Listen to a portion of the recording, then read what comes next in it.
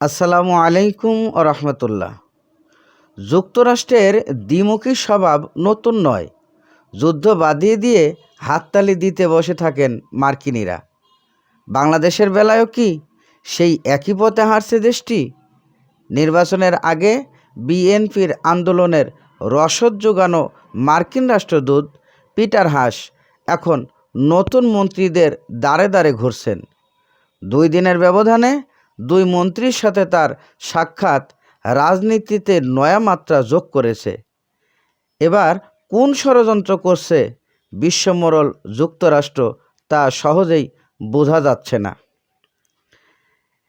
এ ব্যাপারেই আপনাদের জানিয়ে দেব হাতে থাকা আপডেটগুলো। তবে তার আগে আপনি যদি আমাদের চ্যানেলের নতুন হয়ে থাকেন তাহলে সাবস্ক্রাইব করুন এবং বেল বাটনটি চাপ দিয়ে নোটিফিকেশন অন করুন। এদিকে বাংলাদেশের দ্বাদশ জাতীয় সংসদ নির্বাচনে নিরঙ্কুশভাবে বিজয় হয়ে টানা চতুর্থবারের মতো সরকার গঠন করেছে ক্ষমতাসীন আওয়ামী লীগ।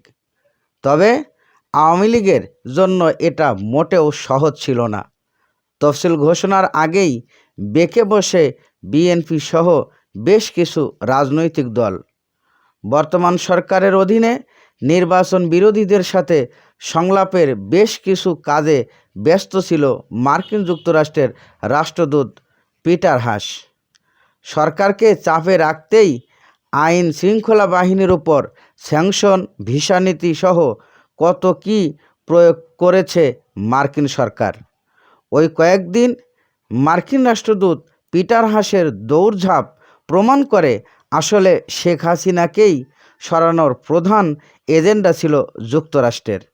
কিন্তু শেষমেশ শেখ হাসিনার সব কিছুকেই ব্যর্থ করে দিয়েছে।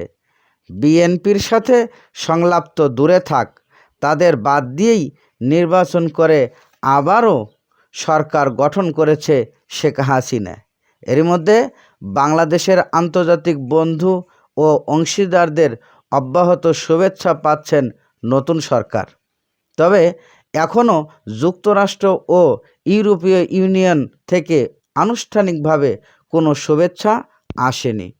যুক্তরাষ্ট্রের সব চেষ্টাই যখন বৃথা গেছে তখন ভিন্ন পথে হাঁটতে শুরু করেছে দেশটি। এখন বিএনপি ছেড়ে শেখ হাসিনা সরকারের দিকেই ঝুঁকছে যুক্তরাষ্ট্র। ডাক, টেলিযোগাযোগ ও তথ্য প্রতিমন্ত্রী জোনায়েদ আহমেদ পলকের এবার পিটার হাস ও ইউইর রাষ্ট্রদূত পররাষ্ট্রমন্ত্রী ডাক্তার হাসান মাহমুদের সঙ্গে সাক্ষাৎ করেন। বুধবার পিটার হাস দুপুরে পররাষ্ট্র মন্ত্রণালয়ে মন্ত্রীর সাথে সাক্ষাৎ করে পরে ইউইর রাষ্ট্রদূত মন্ত্রীর সঙ্গে সাক্ষাৎ করেছে। যদিও যুক্তরাষ্ট্র বলছে নির্বাচন অবাধ ও সুষ্ঠু হয়নি, তবুও তারা বাংলাদেশের সঙ্গে কাজ করার অঙ্গীকার ব্যক্ত করেছেন। এদিকে বঙ্গভবনে অনুষ্ঠিত নতুন সরকারের শপথ গ্রহণ অনুষ্ঠানে অংশগ্রহণ করেন যুক্তরাষ্ট্রের রাষ্ট্রদূত পিটার হাস। বাংলাদেশ যুক্তরাষ্ট্র সম্পর্ক আরও এগিয়ে নিতে ভবিষ্যতে একসঙ্গে কাজ করবেন বলেও জানিয়েছেন মার্কিন রাষ্ট্রদূত পিটার হাস।